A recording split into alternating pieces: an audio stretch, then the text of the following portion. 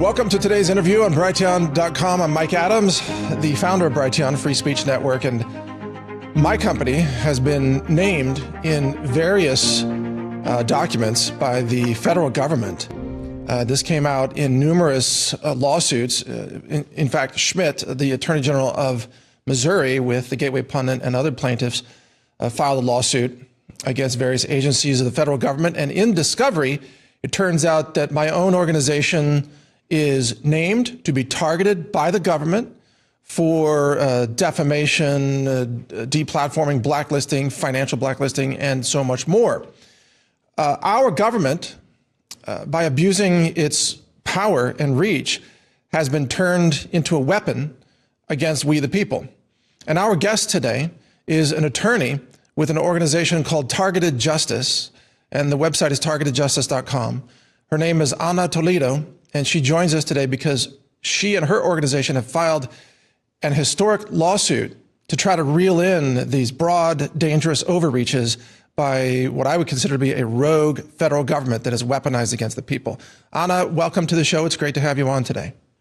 Thank you, Mike. It's great to be here. Thank you. Well, we appreciate your time and your efforts. So since this is the first time that we've ever spoken, and you're a first-time guest with us here, give us the big picture. Let's start there. What does our audience need to know about Targeted Justice and the lawsuit that you filed earlier this year? Well, the most important thing that they should all know is that although it is Targeted Justice that is filing this lawsuit on behalf of targeted individuals, which I will explain in a little while what they are, this is important to and relevant to anyone in the United States and in the world, but we are invoking the United States Constitution because anybody can end up in what is called the terrorist screening database. As we have seen whistleblowers going into Congress and speaking when they say people have been placed or have been categorized as domestic terrorists, that is nothing but that they have been placed in this list. And the consequences for the people that become targeted individuals are ghastly. They are horrible. It's a human experimentation program. And the way we discovered, one of the founding members of Targeted Justice discovered it, is that as he was lying on the floor because of microwave attacks on his leg that caused him a blood clot, the sheriffs didn't let the ambulance come into the property, saying that they were told there was a terrorist in the premises. And wow. That is, yes. And so while he laid on the floor, while they were securing the area, meanwhile, he only lived there with his 87-year-old mother.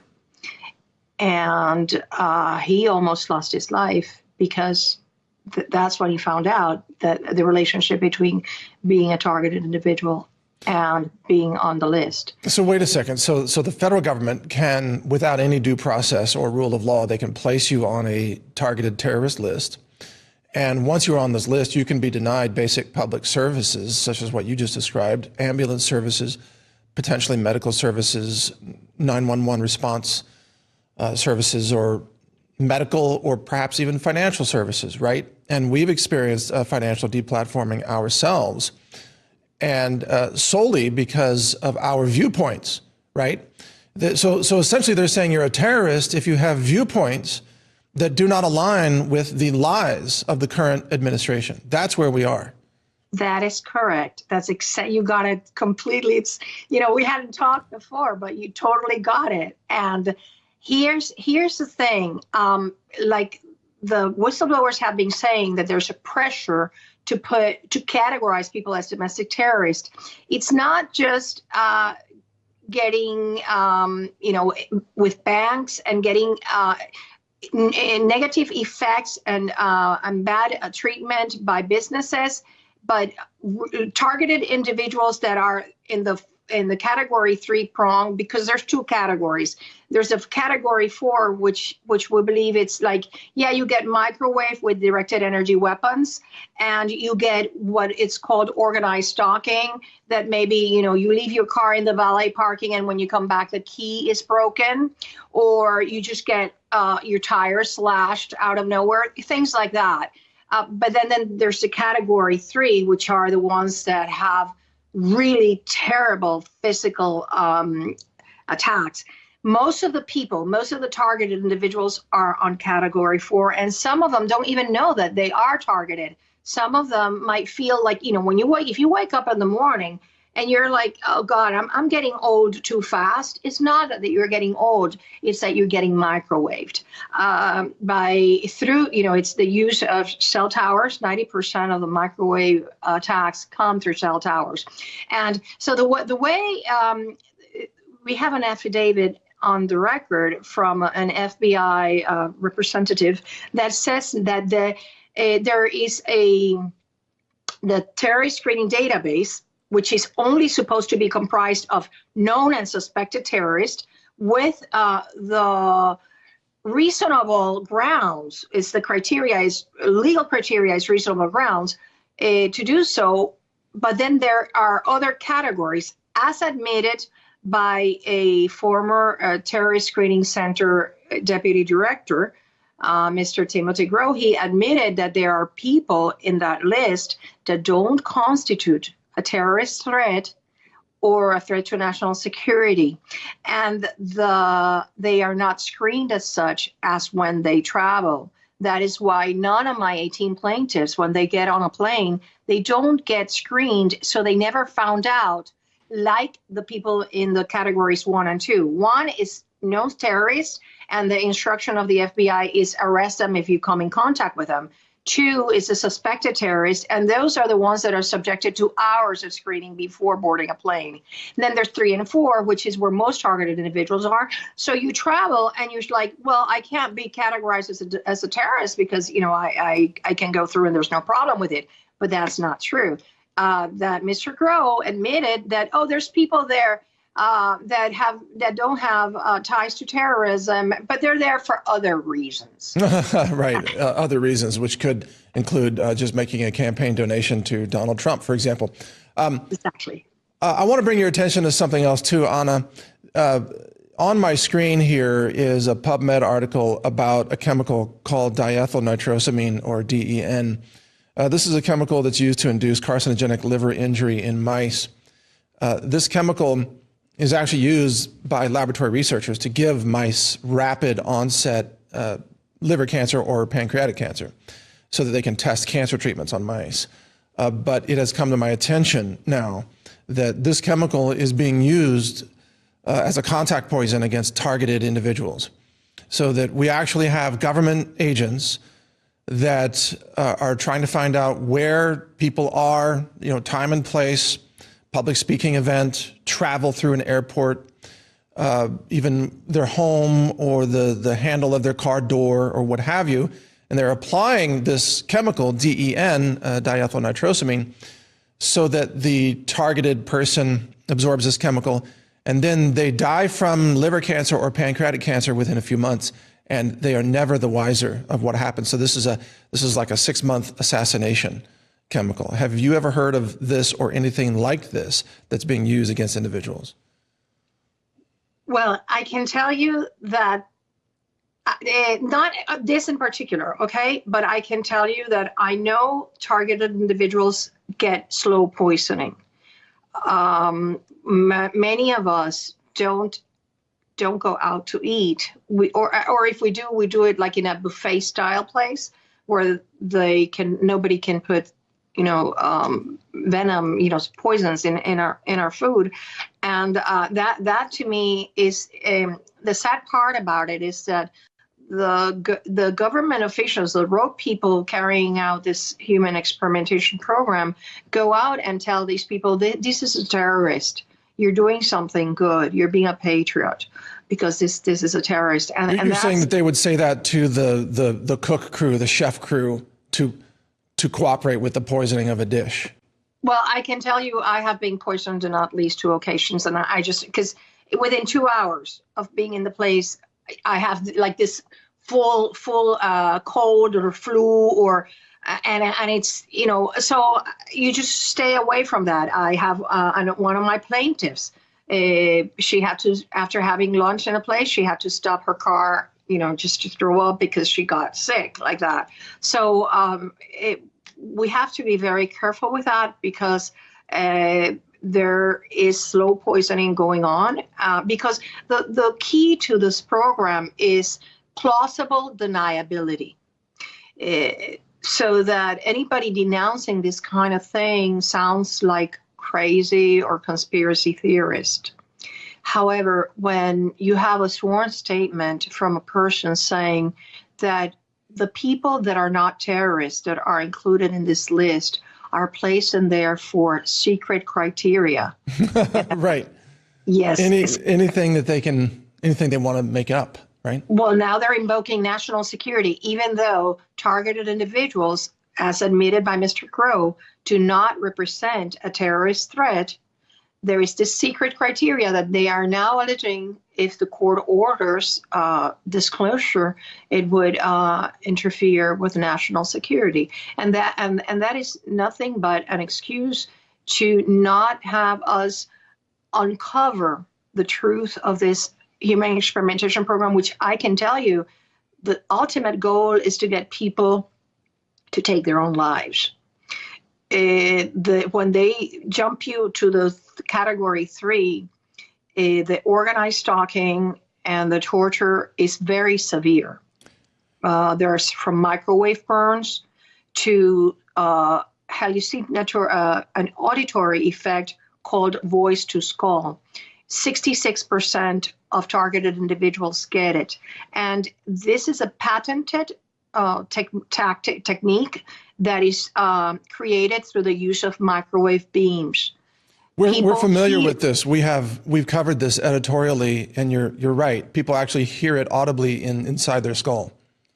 Yes, and so they are. This is 24/7. Okay, these and many. For example, how the way they like to do the torture is if it's a real Christian woman. We Christians are targeted. Okay, conservative targeted justice numbers say that it is 5 times more likely a conservative will be targeted than a liberal. That's our statistics. We have done polls on this. It's harder for the Christian to prove because 70% of the nation more or less is Christian, so it's harder to prove that correlation. But I can tell you, 14% of targeted individuals are homeless, even though the national average is 0.5%. They destroy your finances. They destroy your livelihood, your job, your friends, your family. They ostracize you from society. So, Ana, yeah, I'm sorry to interrupt, but I wanted to ask you, I mean, you can continue that thought, but make sure we cover, like, what's the status of this lawsuit? It's been filed. Oh. But, the court system is so corrupt. I mean, the federal judges work for the same system that is carrying out these crimes. Well, I'm very hopeful. The judge, we filed this on January 11th, 2023, in the Victoria Court of the Southern District of Texas. The judge that had that case didn't decide anything and instead bumped the case to Houston. Okay, well, at least it's in Texas. That's hopeful. It's in the Southern District of Texas in Houston, and we have a very scholar judge that is very experienced, and I do realize that it takes a lot of courage for the person deciding this case, but in a way. For example, there is a case called TransUnion versus Ramirez, which was decided by the Supreme Court of the United States in 2021, that says that if you erroneously list somebody as a terrorist and you disclose that to third parties, there's a presumption of injury in fact, which is the standard for standing in Article 3 court. So in that sense, well, it's not very hard for the judge to conclude that, the inclusion of 18 plaintiffs, we have filed it on behalf of 18 plaintiffs as well as the targeted justice members. But like I said, this is not just about them. It's about the American people and changing the course of where this was going.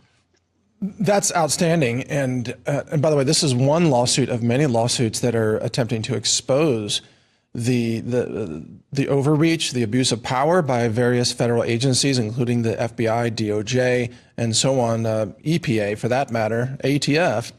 But where does, that case was only filed a few months ago. As of the time we're recording this, these cases are known to be able to take many years. And the defense of this, you're naming the DOJ, FBI, DHS. They will certainly put forth a well-funded defense. So what's the next step for this lawsuit?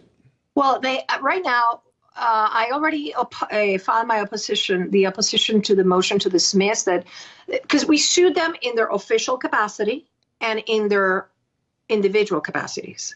Meaning, oh, wow, you named Mayorkas? Yeah, the three. Good for you. Yeah, because here's the thing.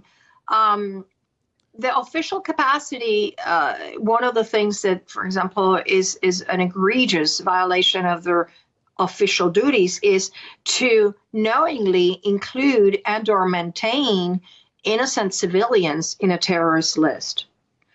That is, we asked for a declaratory judgment, having the court declare that it is illegal for the FBI Terrorist Screening Center and its officials to place in a terrorist screening database the names of innocent civilians. It is estimated between 300 and 400,000 Americans have been included in this list. That's extraordinary. That huge. I thought you were going to say maybe a few thousand, but hundreds of thousands.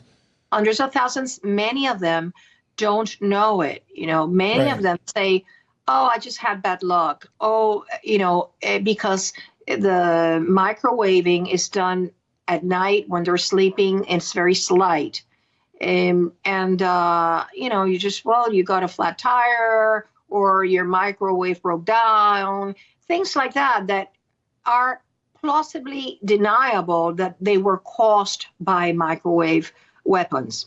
That's why, those are the silent weapons. So we sued in the official capacity, and that's just one of the various claims, okay? And then also in the individual capacity under Vivens, under the Vivens cause of action for violation of civil rights against federal officials. That's in their individual capacity. They just filed their motion to dismiss, and I am in the process of writing a reply there too. But I already filed my reply to the motion to dismiss to the official capacity defendants. And what, their main argument was that these were all fantastical allegations, and thus the court shouldn't have jurisdiction about a fantastical case. But what they That's an odd argument. Well, because they didn't argue, and they couldn't argue, is that it is not fantastical and it's highly illegal to include innocent civilians in a terrorist database and label them as domestic terrorists. One of, as the case has been progressing, the criminals that are carrying out the torture and abuse of innocent civilians have gone rogue. And for example, one of our advisory board members, she was staying in an Airbnb, and after the first day she stayed there, they came, knocked on her door and told her she had to leave because she was a security risk. And so we're seeing that this list is distributed to 18,000 law enforcement, state, tribal, and federal agencies, to 1,440 entities, nonprofit and profit, and 530-something corporations, the biggest corporations. That would include banking and finance, I assume. Definitely, definitely. One of my plaintiffs, he constantly goes to his ATM machine, and even though he has the funds there, it's denied. They don't let him take the money out, for example. And obviously, the credit cards get declined all the time in businesses, even though they have the credit available. Right. And it's that kind of harassment, making your life very, very hard, not being able to get a job. One of our advisory board members has been trying to find a job, and whenever she's going to post a resume, the job listing disappears. It's just it's electronic harassment. It's all of my communications are interfered with. But this sounds, we've heard these stories over the years coming out of communist China, tied to social credit score, right? If you misbehave according to the government, the communist regime, then you're not allowed to enter college, right? You're not allowed to use public transportation. You're not allowed to do all kinds of things, to get a job, like you said, to open a bank account, to travel, whatever. It seems like this is a Chinese scoring system that is now being covertly applied in the United States, targeting, as you say, hundreds of thousands of individuals. Does that sound accurate? Do you think? Yes. It's very accurate, but here's the sad part. We're supposed to be the most free nation in the world. We have the most comprehensive constitution in all of the world. We have a First Amendment freedom of speech that is nowhere in the world has the guarantees that we have under the First Amendment. And so to me, it's all like it's a hypocrisy because because China is communist, right? So they're not supposed to enjoy the freedoms that we take for granted. And this is happening in the United States and around the world, directed by the United States. So that's why, it's very sad. People in Europe, for example, they cannot speak about their targeting because they are forced into mental hospitals. One of the things that happens to targeted individuals is that when they speak about these things, they get placed in mental hospitals, right, and called delusional, particularly if they are hearing V2K. Well, with V2K, schizophrenia medicine doesn't work. Right. Exactly. And most of it is the onset is in the 20s, and it's mostly women. So here we have statistics that it's usually in midlife that they start getting targeted. It's also a hate crime because our statistics are also that around 66% are middle-aged women that either tend to live alone, because one of the ways they get you is if you live alone, there are no witnesses that can see how they shift things around in your house, or the things that go missing in your house, or the things that get broken. There's no witnesses, and it's plausibly deniable. It's right. a very, very complex structure so that this they is, have. This is psychological terrorism at one level. But let me ask you a bigger picture question about the lawsuit. Should you succeed, let's suppose this goes through the court in Houston. Let's suppose it goes then to, I guess, the Fifth Circuit, and then from the Fifth Circuit probably then to the Supreme Court. And let's suppose at some point the Supreme Court rules against the DOJ and DHS and FBI. The problem is there are no consequences for the government. Even the $1.3 billion, I believe, that you are requesting for your plaintiffs, the government can simply print that money, which means stealing it from everybody else, to hand it to your plaintiffs. That doesn't stop this behavior. When we have a lawless regime that is willing to carry out these grotesque medical experiments and psychological terrorism in the first place, why should we expect that they would ever listen to the Supreme Court telling them to stop it? Well, that's a great question, because I assume you're familiar with MK Ultra on Yes. COINTELPRO. And the reason this is a hybrid of those two programs. And the reasons those two programs never really ended is because there were no criminal consequences for the people carrying out the torture. There you go. And this is where the public has to place the pressure on DOJ, who is one of the defendants, Right. but to prosecute these criminals that torture. Microwave weapons are not supposed to be fired on American soil. That's an absolute truth. And so the Department of Justice has a duty to believe victims and to investigate and prosecute those guilty of torture and treason to the United States. And that's exactly what's happening. All the people that get Havana syndrome, it has been concluded by the National Academies of Science and Engineering that you get Havana syndrome after you are exposed to directed energy weapons attacks. Yes. There's nothing, it's not like, anything else. That's what causes them.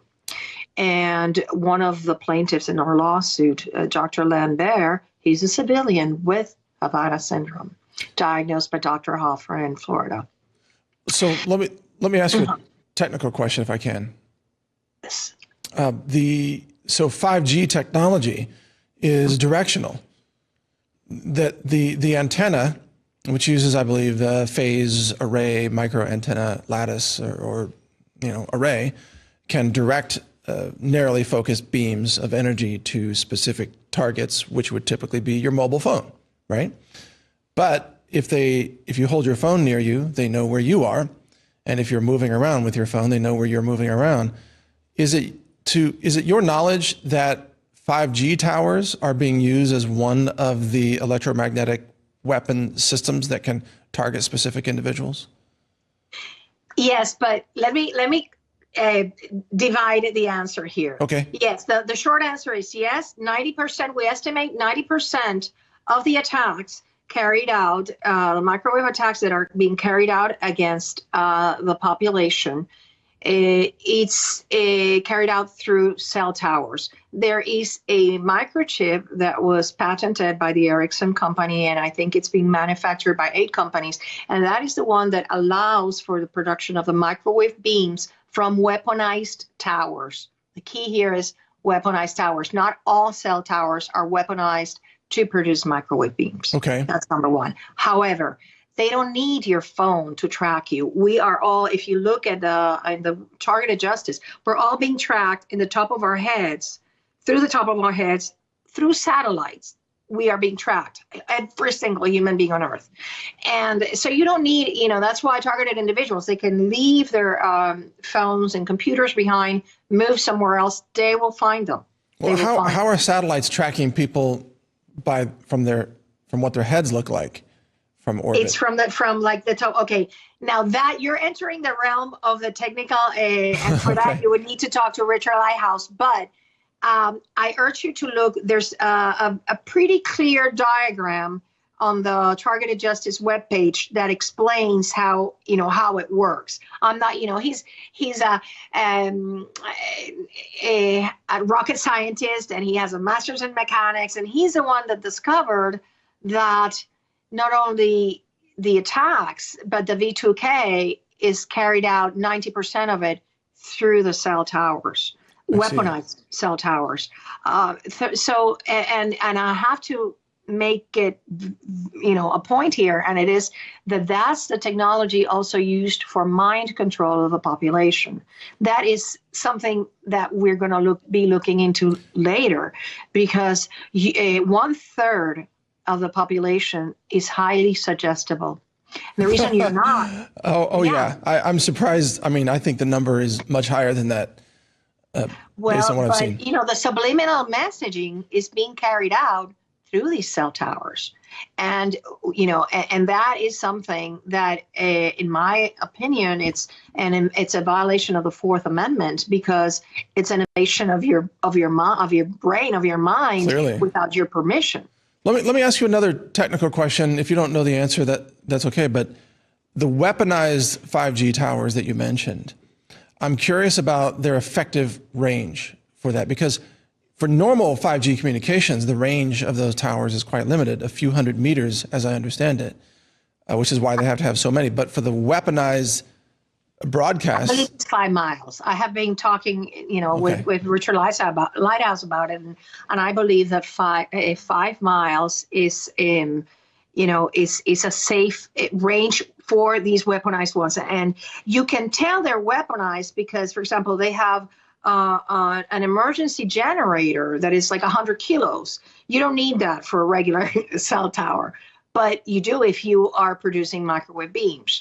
Oh, that's interesting. Also, the electric cable that goes up to it. If it's just a teeny normal one, that's one thing. But these are very thick because of the energy they have to carry. Right. So you're saying 100 kilowatt generators are necessary to power this. That's not a lot. A normal tower, not a non-weaponized one. Right, a weaponized one. But for the weaponized, they need those emergency generators that are so powerful. One of the things that FCC is not doing is looking into, what we want to do, with FOIA, how many of these chips are installed in what towers, because you have here that the facilities that belong to the cell towers owners and operators are being used not only to torture people, but also for the mind control. And that is something that, it's a source of liability. So, right, a lot of these towers are operated by private companies, and the land belongs to someone who leases the land to these companies that install and maintain this equipment, which is then licensed to the telecommunications giants, such as AT&T, for example.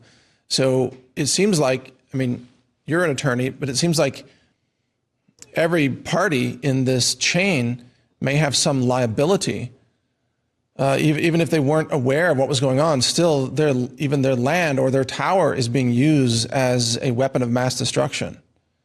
Yeah, these towers are being used to torture innocent Americans and to carry out mind control of the population. And these companies that own them and run them should read our lawsuit. That's one of the things that they're not part of it because they're not part of the program per se, but people could come up with this. This is something very serious. The responsibility, it's okay for you to make money. It's another to allow for people to be hurt, innocent people to be hurt and tortured this way. Well, let me ask you another potentially technical question, but maybe this is covered in your lawsuit. I've interviewed other guests who believe that there is interaction between these electromagnetic broadcasts and some self-assembling nanoscale systems that people's bodies are producing after being injected with mRNA. Is there anything in your research or your lawsuit that talks about that intersection between the weaponized towers and vaccine injections? No, and the reason is because what we are asking the court is a purely, it's a constitutional question. Is it legal to have innocent civilians in a terrorist database? And the answer is no. So we're asking the court to issue a national injunction against the FBI to remove the names of all those persons that have been erroneously categorized as domestic terrorists or foreign terrorists, for that matter, because they don't belong in a terrorist database. Homeland Security Presidential Directive number 6, which is the one that authorized this list, does not contemplate putting anybody else in that list other than known and suspected terrorists. But one of the things that it may come out in the future is how the interaction between the mRNA, the vaccines, and how the magnetization of the particles within in it, and the microwaving of people, because microwaving makes it more, activates it more. But I'm not a technical person, and I'm not going to go into that, and that's not the subject of our lawsuit. Okay, all right. But it's something that definitely should be looked into, the interaction between the use of microwave weapons, which are, cell towers and satellites, and people that are, dying, just like, and these blood clots that are, are never seen before. So if individuals are out there watching this and they believe that they are also being targeted in this way, can they contact your law firm? Can they join this lawsuit? Can they seek representation for additional lawsuits? What can people do? Well, no, at this time I'm a solo practitioner, so I can only handle, what I'm doing, which is a lot. Yes, I can imagine. It's a lot. It's the Department of Justice has, how many thousands of attorneys, and I am just, one sole practitioner who had the courage to do it, because there's many targeted individuals that are attorneys, but they couldn't muster the courage to do it. For me, it's about freedom, just give me liberty or give me death. So for me, it was a no-brainer. However, I do intend, once we prevail, because I don't contemplate not prevailing. This is the land of the free, and I don't contemplate that any court can hold that innocent people can be in a terrorist database. So it is my intention to give, and do so freely, do Zoom conferences to explain and prepare attorneys across the nation to do this kind of lawsuit, because targeted individuals have suffered immensely. There is something I really want to mention, that criminal defense attorneys should be looking into this lawsuit. The reason for it is that many targeted individuals get framed, get entrapped into crimes they didn't commit. When I first got to targeted justice, one of the letters that just to this day breaks my heart is this man. He was in jail because his car broke down. Of course, we know that targeted individual cars are tampered with all the time, and he had to leave the car on the side of the road. He ended up in prison because he didn't tow the car on time or whatever. And so I think that it is very relevant for all criminal defense attorneys to ask in the discovery phase, which I think in federal rules of criminal procedure is Rule 16, to ask the TSDB status of their client. Because if the person is in the TSDB, I'm telling you, there's a presumption he could have been framed. Something like if it's a person that is being attacked by V2K, well, that is something that should go into the defense as well. So I really urge criminal defense attorneys to start looking into this, because your clients might be victims of the targeting, and that was probably or could have contributed or prompted whatever crime they're being accused of. That is extraordinary information. I mean, we're already aware of the near total fraud of the so-called criminal science or forensic science to frame innocent people, where they can have false positives for substances, or, the FBI used to rely on hair analysis. They would take a strand of hair, say, oh, this hair is a perfect match, you're guilty. It was all made up. Even, by the way, ballistic, I don't know if you're aware of this, but ballistic bullet analysis, where they say they can determine that this bullet was fired from this gun. It's complete fiction. It's totally made up. There is no correlation. There aren't little secret lines on the bullet that actually correspond to the barrel. That's a statistical nonsense. But there's so many ways. Yes, go ahead.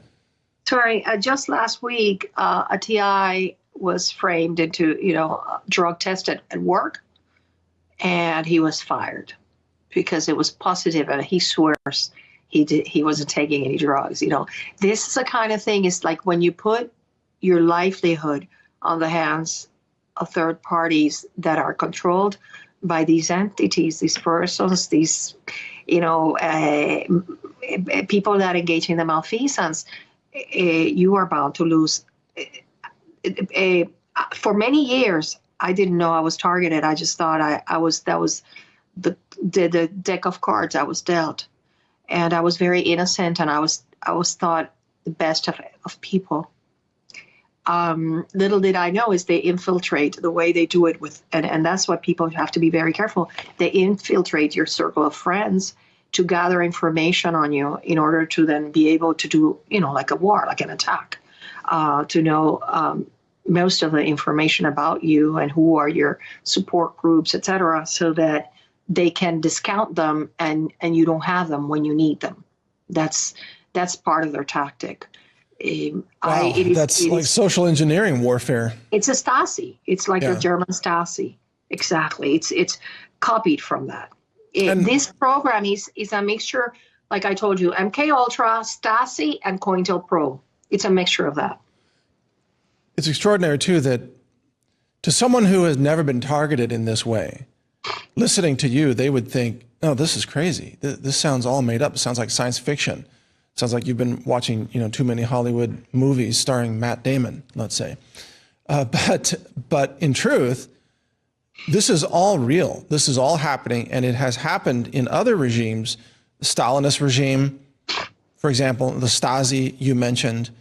Today, modern-day communist China, probably elements of this in Venezuela, right? Certainly North Korea.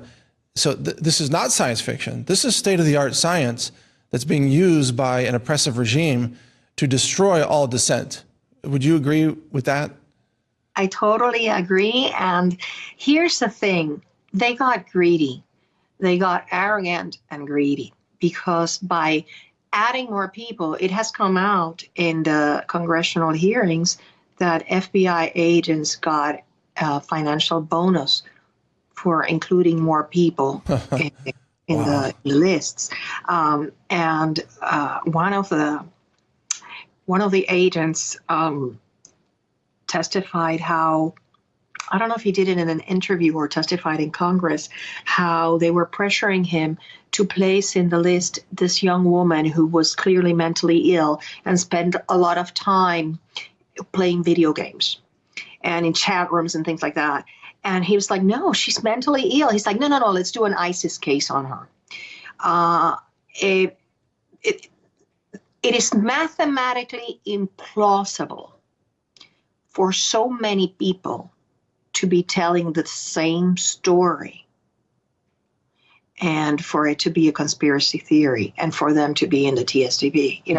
It's just not plausible. And they got greedy in the numbers. I urge you to do a search of the hashtag targeted individuals in Twitter, and you will see the hundreds of daily tweets you will get. Or you can also look up the one that we did for this lawsuit, which is TJ versus Garland.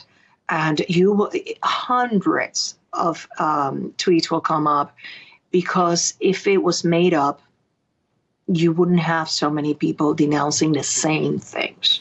Okay, so the hashtag targeted individuals, and then the website targetedjustice.com. And yes. I want to mention something else. We only have a few minutes remaining here, but I want to mention something else.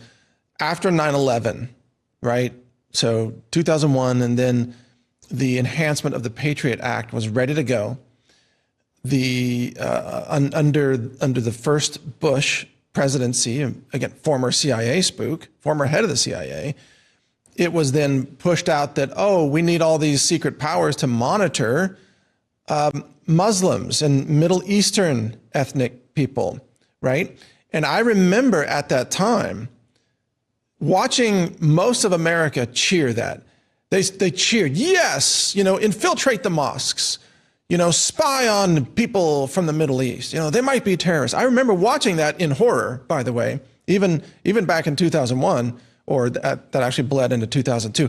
But I remember watching that in horror thinking, oh my gosh, this is going to be turned against all of us eventually. And it has. None of us is safe now because we stood by, America stood by, and let the power of tyranny expand. That you're so true, and you should know that admitted, as has been admitted in depositions in preparation of this lawsuit, I want you to know 80% of that lawsuit is grounded on government documents, Inspector General reports from the Department of Justice, deposition transcripts in the case El Haiti versus Cable. So I read thousands of pages in preparation of this lawsuit. And one of the admissions that they have is that this list, this terrorist screening database, has not stopped a single act of terrorism. Wow. Yeah, no, clearly it's designed to defeat and silence political opponents. I mean, it's designed to shore up the power of the regime.